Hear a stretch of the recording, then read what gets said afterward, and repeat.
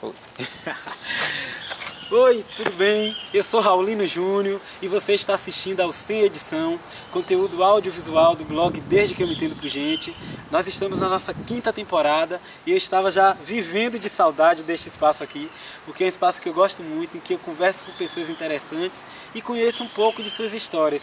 E hoje eu estou com um cara muito interessante, Eduardo Alves Guimarães, Eduardo Guimarães, né? Que é educador, performer, ator, dançador, apresentador. Ele é graduando da Escola de Dança da UFBA e está aqui para falar um pouquinho sobre a sua trajetória artística, sua história de vida e outras cositas mais, né, Eduardo? Sim, tamo junto. Boa...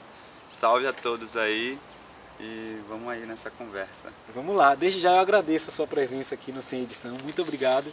É uma honra abrir a 5ª temporada com você, que é um artista tão interessante, tão inspirador. Assim.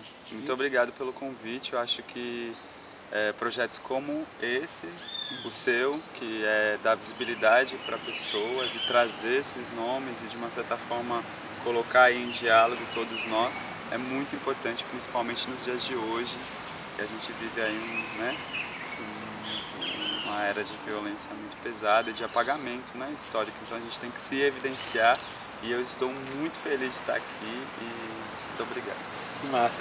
E você é paulista e paulistano, né? Sim. Você é oriundo do bairro de Perus, em São Paulo, né? De que vila você vem lá de Perus? Então, eu nasci no Hospital São Paulo, que é centro-sul mais ou menos, e a minha família já morava em Perus já há uns anos, né? No bairro Jardim São Paulo, lá em Perus.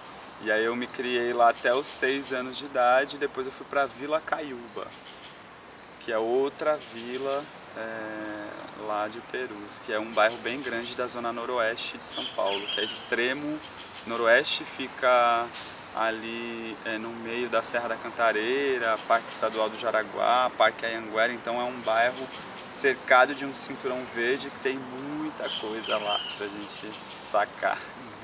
É bacana. E de onde vem esse nome Perus, Eduardo? Porque é uma curiosidade que eu acho que muita gente vai ter, né, quem vai assistir aqui. Né? Qual é a origem de Perus? Então, eu não sou a melhor pessoa assim, de dados históricos e fatos, mas eu sei da história, isso está muito presente comigo, eu sei de alguns fatos. E Perus não sei exatamente quando que surgiu esse nome, mas eu sei que tinha uma mulher que era a Maria dos Perus, e tinha uma fazenda de perus e todo mundo que passava lá conhecia ela. Vamos lá na Maria dos Perus, a Maria dos Perus. E aí acabou que o bairro foi se formando ali por conta da ferrovia e depois pela fábrica de cimento. E ficou o nome de Perus mesmo, né? Bairro por conta da Maria dos Perus. Bacana, eu também vi que pode ser uma modificação do nome original, que era Piru, né, de origem tupi, que significa por-se apertado, a força. Enfim, né? Tá aí na história. Tá lá no site da Prefeitura de Perus, né? Quem tiver curiosidade vai lá e pesquisa. E você até já adiantou aí, o maior parque municipal de São Paulo, que é o Parque Anhanguera, fica em Perus, né? Uhum. E o bairro tem se tornado assim um polo muito grande de arte, de cultura. Como é que o ativismo comunitário contribui para isso? Contribui para dar a visibilidade para as nossas ações, né? Porque, como você fala, tem muita coisa lá e tem muita memória, tem muita história de luta, principalmente. E o ativismo no bairro vem para reavivar essa história e dar continuidade para essa história, para que a gente continue com a memória do trabalhador viva sempre, né? Em ondas aí de fascismo, em que o direito do trabalhador é o primeiro que está sendo aí atingido, a gente precisa dar visibilidade para a história da gente, né? E eu acho que o ativismo, essa troca que a gente tem lá no bairro, contribui muito para isso. Sim. E como é que começou e onde começou o seu envolvimento com a arte, com a cultura, com essas manifestações? Sim, eu tive a minha mãe, ela pôde pagar para mim escola particular no meu ensino fundamental. Então eu fiquei da 3ª série até a 7ª ou 6ª série estudando numa escola particular. E ali foi quando eu comecei a capoeira, que foi com 9 anos. Acho que eu estava já na 3ª, 4ª série. E ali na capoeira tive contato com a dança de roda, o samba, o maculelê, a puxada de rede. Então ali aflorou esse meu lugar. Mas assim, tipo, é o tchan axé da Bahia. Na minha casa sempre foi muito forte, na televisão. Então isso me impulsionou bastante. Sempre gostei muito de dançar, né? Sempre gostei muito de dançar axé, por exemplo. E isso me estimulou bastante. Mas eu fui me entender como artista mesmo mais pra frente, depois, na comunidade cultural Quilombaque, que eu comecei a colar e a participar das atividades, enfim. Voltei para capoeira depois, né, porque eu tive um período que eu parei e comecei a conhecer os coletivos de arte no bairro e comecei a fazer essas conexões e vi que isso era possível para mim. Levar e seguir enquanto profissional, né? Ah, bacana. Você citou aí a comunidade cultural Quilombaque, ela foi fundada em 2005, né? É uma comunidade que fomenta arte, cultura e lazer lá na região noroeste de São Paulo. E foi fundada, pelo que eu pesquisei, pelos irmãos Dedê, Clevinho e Fofão. Sim. Não é isso? Mas hoje o atual gestor é José Queiroz o Soró, né? Que é um maranhense, enfim, não sei se é de fato. Ele não é maranhense, ele é de Mato Grosso. Ah, Mato Grossense, é verdade. Então, Soró, eu quero te entrevistar, não te conheço, mas eu posso te conhecer. Essa entrevista com o Soró vai ser sem corte, vai ser longa, viu? Porque o bicho fala. Sim, e como é que é essa atuação do Soró lá na comunidade Quilombaque? Como é que você faz esse intercâmbio, estando aqui na Bahia e também sendo integrante lá da Quilombaque? Tá. É isso, a Quilombaque é desde 2005, em 2005 eu estava ainda na escola, então, e começou na garagem da casa da mãe dos meninos, né, que você falou. Desses três irmãos. Desses três irmãos, os irmãos Ferreiras. Ah. E eu chego na Quilombaque em 2012, e eu chego mais ou menos em 2011, né, eu chego participando das atividades, e só em 2014 que eu começo a propor projetos na comunidade. Eu acho que o Soró, ele contribui muito nesse lugar da gestão, porque ele tem uma experiência muito longa no bairro de Perus e com outros coletivos. Eu chamo ele de Preto Velho. Sim. Preto Velho de Perus, que faz essas articulações.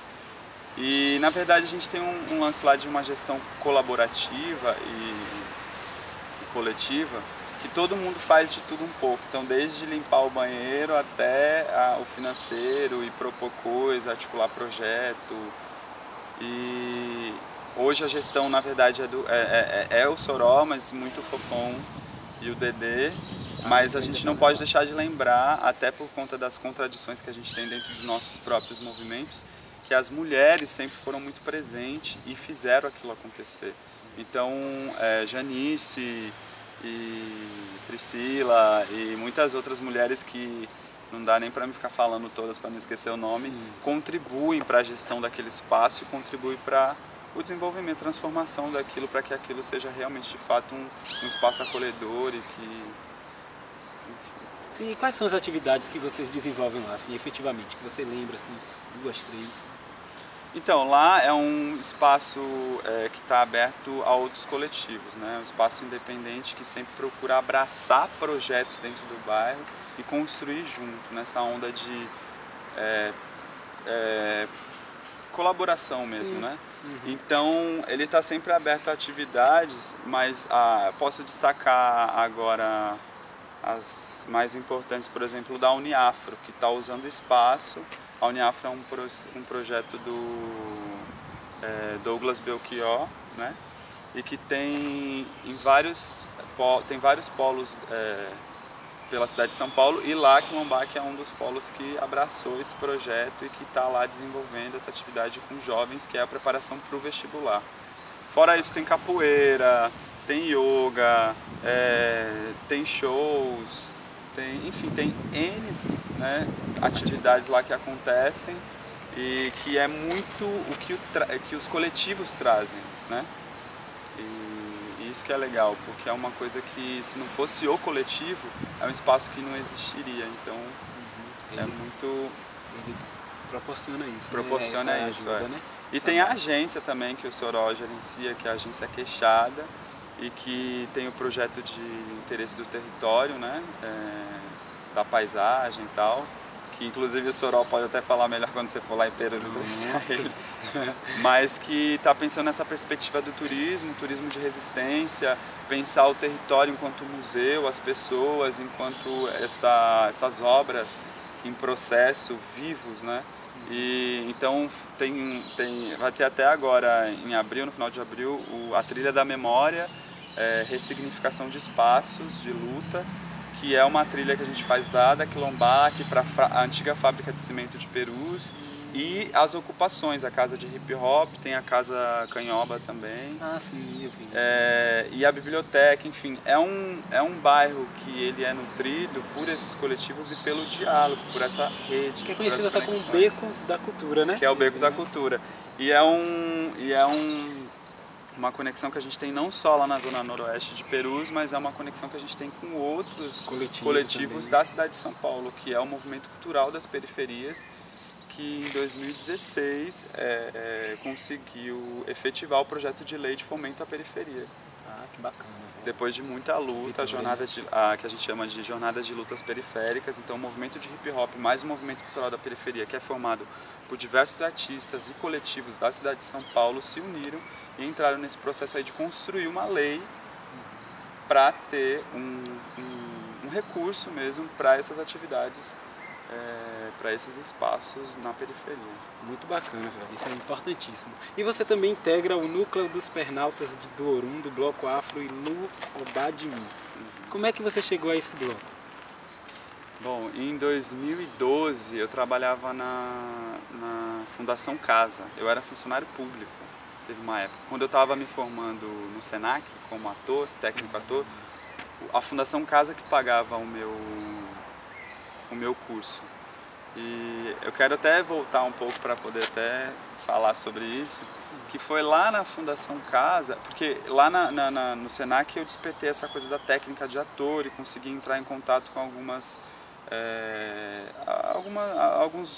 técnicas mesmo, de corpo e tal, mas lá na Fundação Casa que eu consegui perceber o meu lugar enquanto identidade negra, enquanto jovem periférico, e outras questões que me atravessam, porque foi lá que eu consegui perceber qual que era os caminhos que a juventude negra estava seguindo. Então essa juventude negra que, como eu, filhos de nordestinos, retirantes, que estão lá na periferia de São Paulo e que sustentam aquela cidade e que de uma certa forma acaba sendo alvo fácil da violência, né?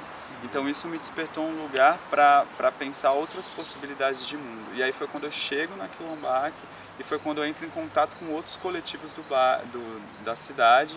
Um lugar que me formou muito, que você não falou, foi o Treme Terra, no Afrobase, com o Firmino Pitanga e o João Nascimento. Firmino Pitanga é um coreógrafo daqui da Bahia, que dançou com Clyde Morgan, que teve toda uma importância aqui na escola de dança da UFBA. João Nascimento é um músico muito especial lá também, e foi onde eu comecei a dançar, minha formação em dança veio de lá. E o Ilu Obadimi é um bloco que já tem o quê? 15 anos também, 14 anos, eu não sei exatamente, e é um bloco formado pela Girley, Luísa Miranda, Beth Belli, e tem uma outra, que eu não vou lembrar o nome agora, mas são três mulheres, né, musicistas lá, percussionistas mestras em São Paulo, e que tem esse bloco de rua e que a iniciativa é Mulheres no Tambor, e Ilu Obadimi, Mulheres que Tocam para o Rei Xangô.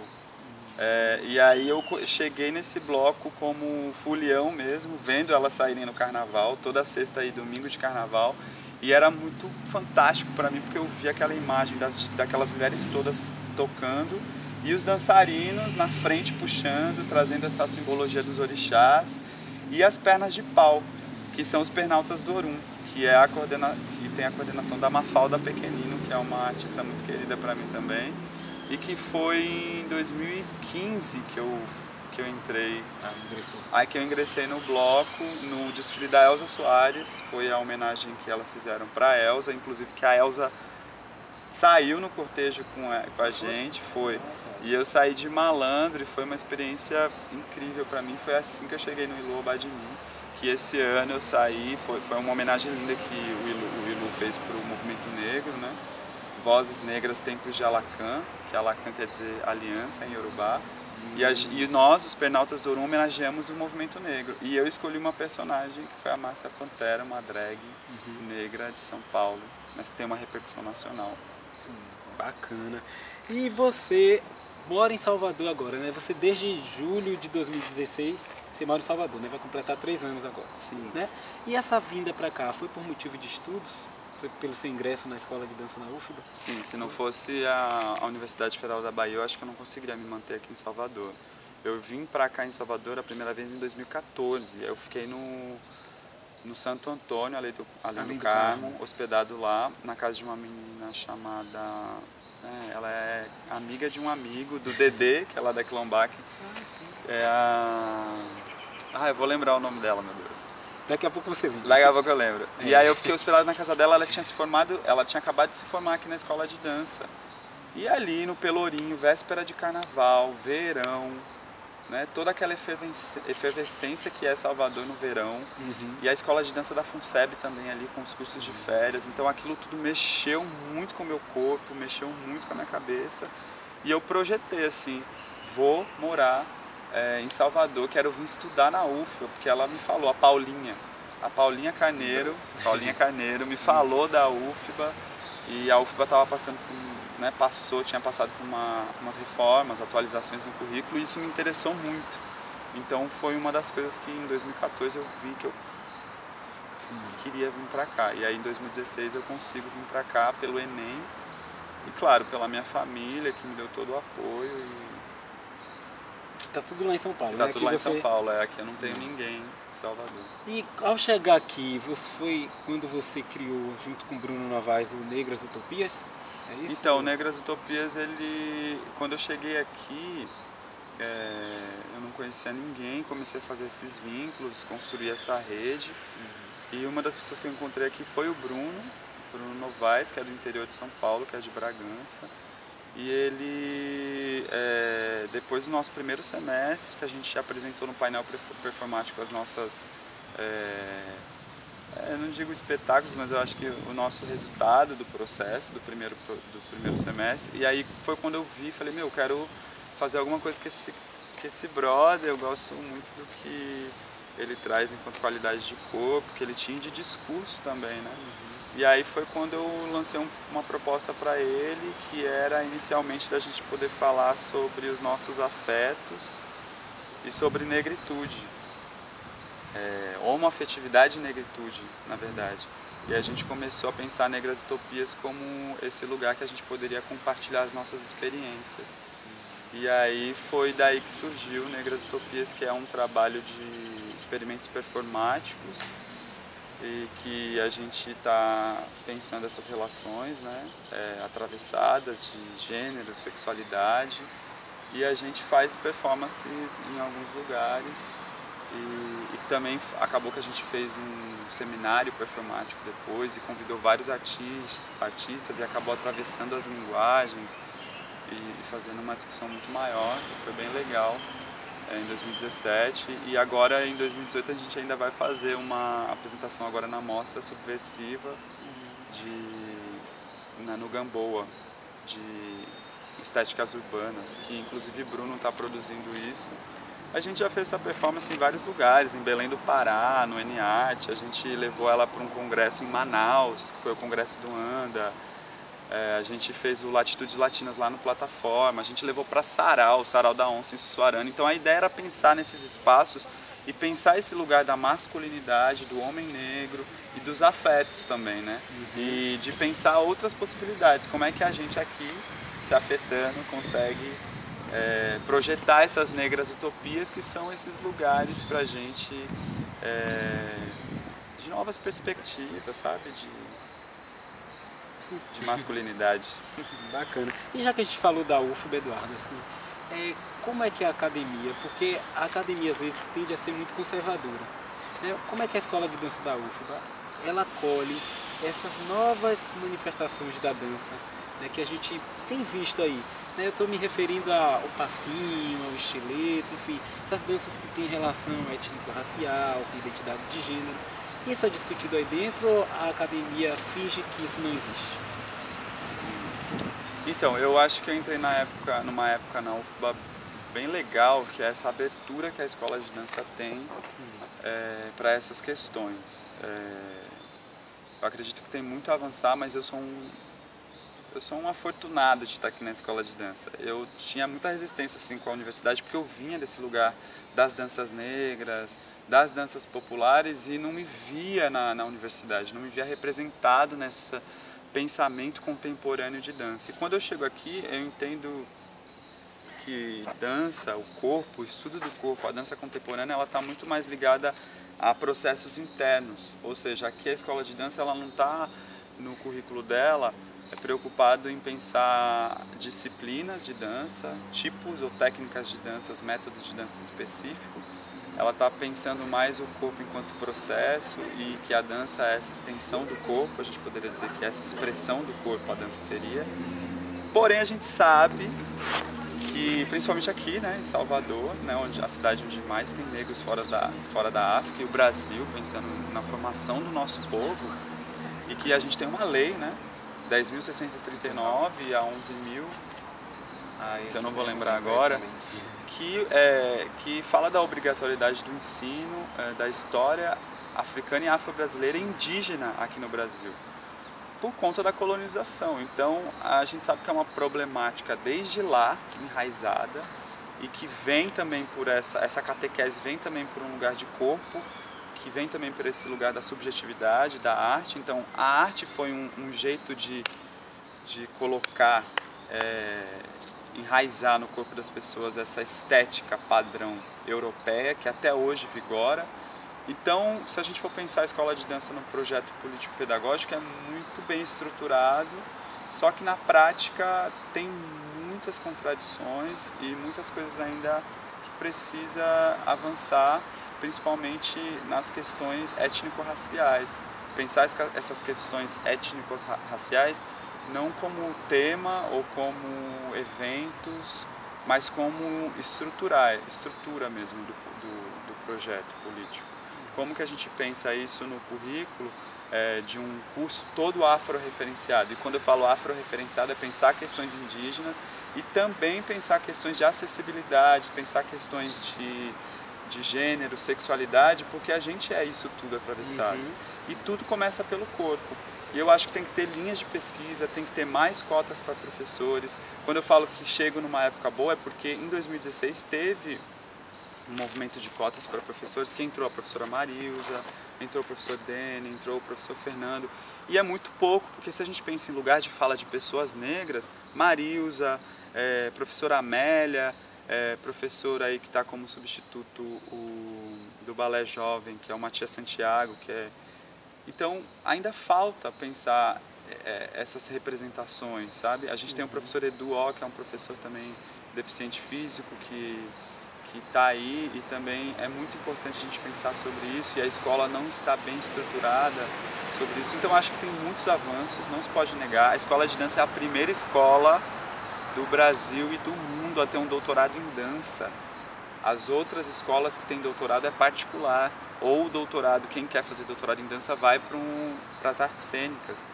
Então, pensar esse lugar da escola de dança aqui, da Universidade da Bahia, é um lugar muito importante e de avanço que a gente tem aqui, que são as primeiras escolas de arte do Brasil, mas ainda tem muito que avançar, porque se a gente pensa essas questões como centrais, estruturais, a questão étnico-racial, a gente consegue reinventar e reelaborar novas perspectivas de ser e estar no mundo e de metodologias criativas, e que a gente está pensando o corpo com esse processo e que pode ter ligações com várias outras áreas do conhecimento.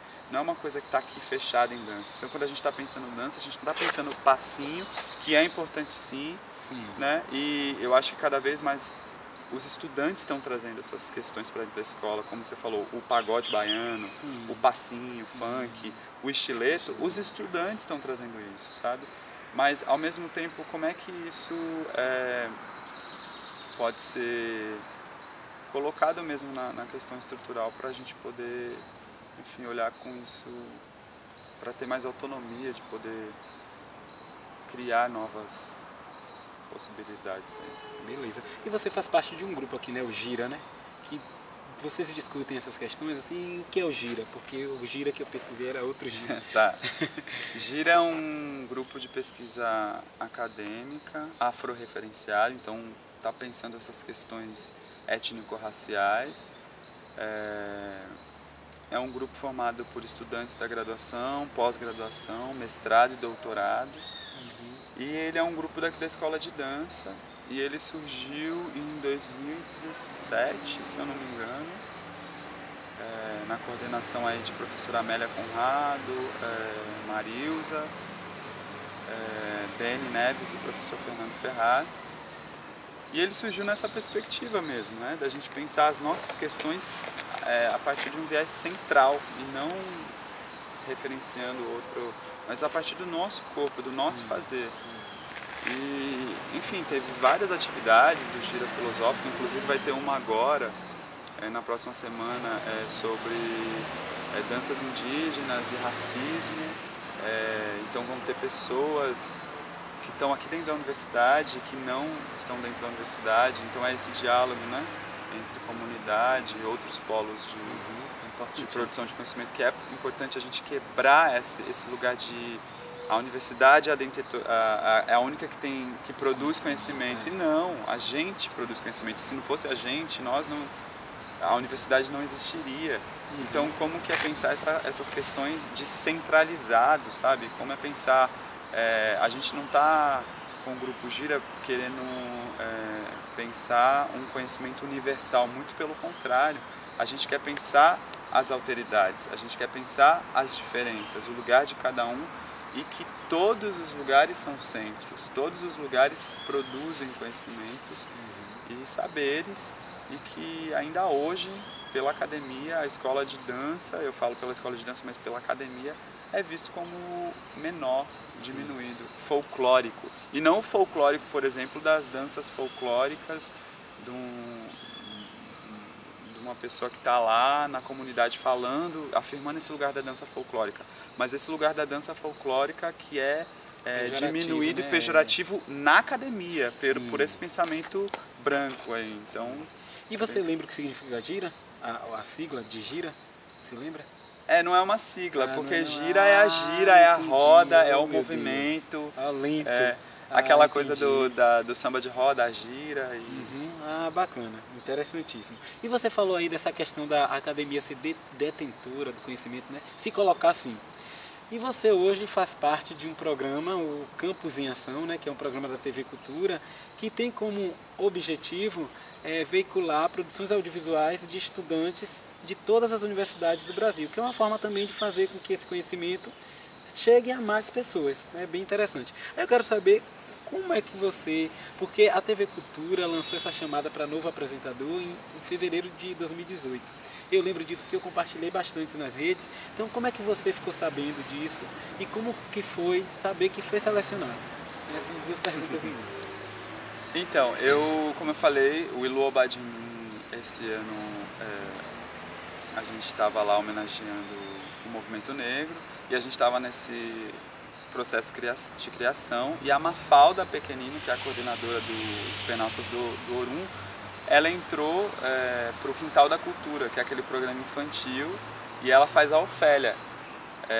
E ela tá lá na cultura e ela ficou sabendo dessa chamada para novo apresentador do Campus em Ação, e eles estavam querendo algum ator negro e tal, foi isso que chegou para mim. E ela jogou lá no grupo: gente, vocês conhecem algum ator negro de até 27 anos que gostaria de fazer o teste para o Campus em Ação, um programa da TV Cultura? Aí eu falei: Mafalda, sou eu, pô. Ela falou: é mesmo, Du, é você. E aí ela falou: então eu vou te indicar lá. Pegou meu telefone e me indicou. Aí uma menina produtora, a G, entrou em contato comigo, que a Juliana estava aqui, a produtora, né, estava de férias. A G entrou em contato comigo e pediu meu currículo, pediu um vídeo. E eu falei: ai meu Deus, vou mandar lá. E mandei meu currículo, mandei meus vídeos. E um dia depois ela falou: você pode vir fazer o teste aqui? Eu falei: demorou, vou aí fazer o teste. Aí fui fazer o teste e aí eu fiquei sabendo lá que eles já tinham passado por uma seleção com várias pessoas, mas que não tinham encontrado ainda um perfil para o programa. E aí eles pediram indicação justamente para isso, para ver se realmente achava esse perfil que eles estavam querendo buscar. Eu era o único negro do dia do teste, tinham mais 3 meninas e mais 2 meninos, 2 rapazes. E aí a gente fez o teste, foi o casal, né, fazendo o teste, foi trocando o casal e depois a gente gravou a vinheta do programa e depois os 30 segundos, o porquê que eu queria estar no programa. E aí foi, acho que, o que me salvou até, porque eu não tinha recebido o texto. Ela mandou por e-mail, então não chegou pra mim. E aí eu peguei o texto na hora e a menina super me ajudou, a Carol, me ajudou a fazer, me ajudou assim, trabalhou comigo ali o texto e estava toda naquela paciência para me poder pegar o texto. E aí eu fiz o texto, o teste com vontade, porque eu sempre me jogo nas coisas que eu vou fazer. E depois, no mesmo dia mesmo, a produtora falou, se fosse pela gente, você já estava selecionado. A gente quer um perfil que nem você, mas a gente precisa ainda passar para a diretoria de produção, então a gente entra em contato com você. E eu precisando comprar minha passagem para voltar para Salvador, porque as aulas iam começar depois do carnaval, e eu esperando essa resposta, aí passou mais ou menos umas 3 semanas, eu estava já querendo saber, aí eles me chamaram lá para conversar, né, sobre o programa, sobre questões de contratação e outras, de contrato mesmo, né, aquela coisa mais burocrática. Sim. E aí acabou que eu fui contratado e comecei a gravar em março, depois do carnaval, e gravamos já 3 meses de programa e volto agora em maio para poder gravar o resto da temporada, né, que vai ser essa temporada agora de 2019. Estou muito feliz porque realmente é um espaço de troca de experiência, um espaço de difusão e de divulgação de projetos que às vezes ficam ali estacionados, restritos, né? E que podem ganhar mais visibilidade, inclusive, quem estiver assistindo o programa Sem Corte, tiver produção audiovisual que fez na universidade, mande lá para o Campus em Ação da TV Cultura, é só entrar no site. Tem um formulário super um formulário básico, super, né? Simples do Google Docs. E você falou aí, enfim, de que você foi lá contratado, que foi toda aquela alegria, né? Receber a notícia também deve ter sido muito bom para você, né? Receber essa notícia. E você faz parte da 3ª temporada do programa, né? Que estreou agora em março de 2019, dia 30 de março, né? E o programa vai ao ar aos sábados, 10h30 da manhã, não é isso? E às quintas, que é o reprise, né? À meia-noite. E pela TV Cultura Digital, no YouTube, todos os vídeos estão lá. Episódios. E são vídeos de diversos, e pode ser, inclusive é isso, né, que eu devia ter falado, vídeos de diversos temas, linguagens, área de conhecimento, então não tem restrição. Vídeos de 2 a 24 minutos. E acho que é bacana esse espaço de poder cruzar porque é isso, né? A academia é muito fragmentada e acho que isso às vezes atrapalha até a gente enquanto movimento coletivo.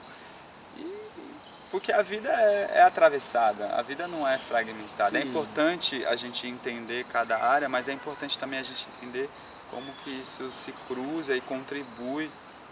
Que é isso que a gente está fazendo aqui agora. Claro. E Eduardo apresenta o Campus em Ação, gente, junto com a Aline Jones, né? É importante falar que é sempre um casal, né? Desde que o Campus em Ação estreou, não é isso? E vocês, assim, quem assiste ao Campus em Ação percebe que vocês fazem uma espécie de teatrinho, né? Sempre antes ali de exibir os vídeos e no final vocês vêm comentando. Óbvio, é uma pergunta retórica, né? Mas vocês assistem a todos os programas, a todos os vídeos que são enviados, para que vocês tenham, né, propriedade ali na hora de falar, não é isso? Sim, é um roteiro que eu não vou lembrar o nome agora da roteirista, mas é uma roteirista lá da TV Cultura. Já tem esse roteiro pronto e geralmente o roteiro tem a ver com o vídeo, e que não necessariamente é um vídeo, como os vídeos não tem limite de tempo, então pode ser 3, 4 vídeos ou 2. Então o roteiro sempre acompanha o tema. Sim. E a linguagem, né? Então tem esse teatrinho aí. Mas é legal que a diretora, a Solange, ela dá uma liberdade para a gente poder adaptar para a gente, para o nosso lugar de fala. Eu acho que isso é muito importante, então a gente poder se apropriar do texto e poder falar com o telespectador de uma forma mais natural e que seja mais próximo do nosso pensar, do nosso entendimento de mundo, né? Isso é importante. Muito importante. O último vídeo que foi exibido lá no Campus em Ação, galera, é de estudantes da UNEB, né, da Universidade do Estado da Bahia. Então vamos lá dar uma conferida na cultura digital no YouTube, que é bem bacana assistir. Eduardo, a gente já está concluindo aqui, né? Mas antes eu queria falar uma coisa. Antes de você concluir, vamos voltar lá para Perus, porque eu achei que é importante a gente falar um pouco mais sobre essa coisa da memória do trabalhador. Sim. Que a gente não tocou aqui no assunto. Bom, o bairro de Perus, ele surgiu com a ferrovia, com o trem. Luz, Jundiaí, Luz, Santos. E com a fábrica de cimento, depois com a fábrica de cimento, né? A primeira fábrica de cimento ali de São Paulo, e acho que é do país também. E essa fábrica de cimento foi mais ou menos na época da ditadura, e na época da ditadura teve a greve dos queixadas, né? O bairro tem todo esse, como você falou, essa efervescência artística cultural por conta desses movimentos, que é desde lá, de muito antes. E essa greve dos queixadas, ela durou 7 anos. 7 anos. Uma greve que os trabalhadores ganharam a greve. Só que, claro, eles não conseguiram dar continuidade na gestão por falta, não sei, de uma liderança. Mas, e aí essa fábrica hoje ela é tombada lá, só que o patrimônio está em ruínas. Junto com o patrimônio, a memória do trabalhador. E lá a gente tem o movimento de reapropriação pela fábrica de cimento e os coletivos, tanto a Quilombac como os outros coletivos em volta, que de uma certa forma dá visibilidade e valorização para esse movimento. Fora a fábrica de cimento de Perus com a greve dos queixadas, que é muito importante para a memória do trabalhador, principalmente nesse momento que a gente está vivendo hoje de fascismo, onde todos os nossos direitos estão sendo atacados diretamente. E isso é muito importante a gente evidenciar para que a gente possa reinventar novos imaginários aí sobre nós mesmos, sobre as nossas lutas e poder levar aí um gás aí para poder correr atrás e pleitear os nossos direitos.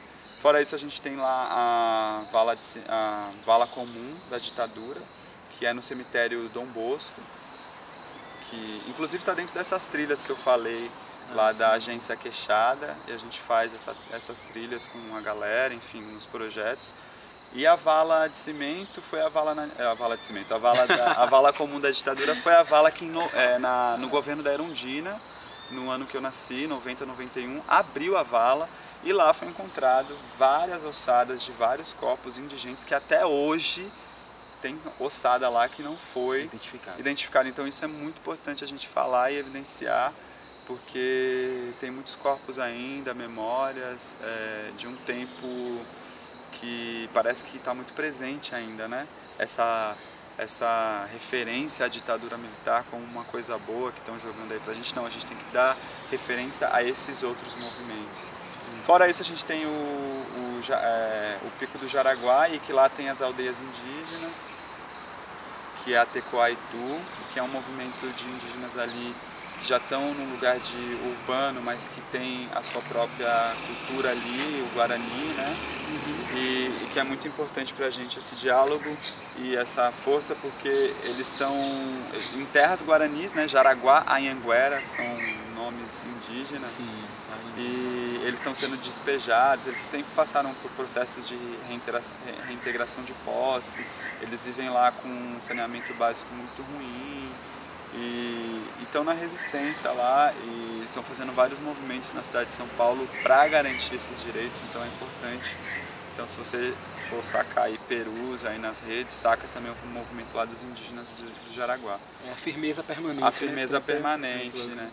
E nós, o coletivo de cultura, que, enfim, estamos reapropriando e ressignificando vários espaços lá, que é a Casa de Hip Hop Perus, que fez 3 anos, e a Casa de Ocupação Artística Canhoba, com o grupo Pandora lá de teatro, que tem 3 anos já, e a gente ressignificando esse espaço e fazendo esse diálogo com toda a cidade, porque sozinho a gente não é nada, e justamente esses projetos como o seu, e de novo muito obrigado, é o que faz a gente se perceber enquanto diferença, porque a gente não quer ser igual aí para academia, a gente não quer universalizar o conhecimento, a gente quer justamente a diferença, mas a gente quer e precisa achar pontos de conexão, porque a gente é maioria e a gente precisa enfrentar aí toda essa onda fascista que vem para cima da gente. Sim, encontrar esses pontos para a gente potencializar o que a gente quer. Claro. Né? Isso é importante. A gente está chegando ao final, tudo bem para você? Quer falar mais alguma coisa? Então, ó, no seu Facebook tem como citação favorita, é um trecho da música Redemption Song, né, de Bob Marley, que eu sou péssimo. Tem isso, minha gente? Tem. E aí você, né, tá envolvido com arte, com cultura, com dança. Eu vou pedir para você cantar um pouquinho essa música? Esse trecho, né, meu que Deus. você destacou lá. Você lembra qual é o trecho? Eu lembro, uma música do Bob Marley, Redemption Song. Emancipate yourself from mental slavery. None but yourself can free our mind. Que traduzindo é: emancipem-se da escravidão mental. Ninguém além de nós mesmos pode libertar nossa mente. Aí eu vou pedir para você cantar um pouquinho essa música e explicar por que você escolheu essa citação como favorita. E te agradecer, muito obrigado, velho, por ter concedido a entrevista aqui. Você é massa. Parabéns aí pelos seus projetos todos, enfim, muito mais sucesso para você. Fiquei muito feliz em saber que quem está lá apresentando o Campus em Ação é uma pessoa que dialoga aqui também com a nossa cultura, porque você já está aqui há 3 anos, então, enfim, fiquei muito feliz de te encontrar lá nas redes, descobrir que era você e ter essa possibilidade de conversar com você, né? Porque se você fosse de São Paulo, eu não morasse lá, talvez eu não pudesse, né, neste momento te entrevistar. Então, parabéns e muito mais sucesso. Então, essa música, eu não... Sim, ó, você vai cantar porque eu vou ali desligar a câmera, porque eu mesmo desligo. Aí você canta... Mas eu posso cantar 2 músicas, então? Pode cantar do que você quiser, mas aí fala um pouquinho sobre essa citação, que eu achei bem importante. Então, eu não lembro exatamente essa citação, como ele sacou isso lá no meu Facebook, mas deve ter sido algum momento que eu estava inspirado pelo Bob Marley. Eu acho que figuras masculinas do movimento negro, Bob Marley, Fela Kuti e outros cantores aqui, Edson Gomes, da Bahia, é importante a gente valorizar, mas muito mais as cantoras femininas. Hoje eu estou muito mais de Elza Soares, Nina Simone, dentre outras aí. Eu não sei porque eu escolhi essa música, mas no momento eu acho que foi porque eu quis falar desse lugar de emancipar e que só nós mesmos podemos nos libertar dos nossos próprios corpos, porque eu falo muito isso aqui, inclusive na escola de dança, da autonomia. A gente, enquanto estudante, também é mediador de processo, então a gente reclama muito da violência que está aí, mas que a gente está também contribuindo e fazendo esse movimento para que essa perspectiva mude. Eu não vou cantar Bob Marley, eu vou cantar uma outra música que vem lá de Perus, que é do Jongo do Coreto. Salve aí Valmir Santana, que conduz esse jongo lá, essa pesquisa lá em Perus, que é assim: o couro come na mata fechada, o couro come na mata fechada, mas Queixada me ensinou a lutar sem a espada, Queixada me ensinou a lutar sem a espada.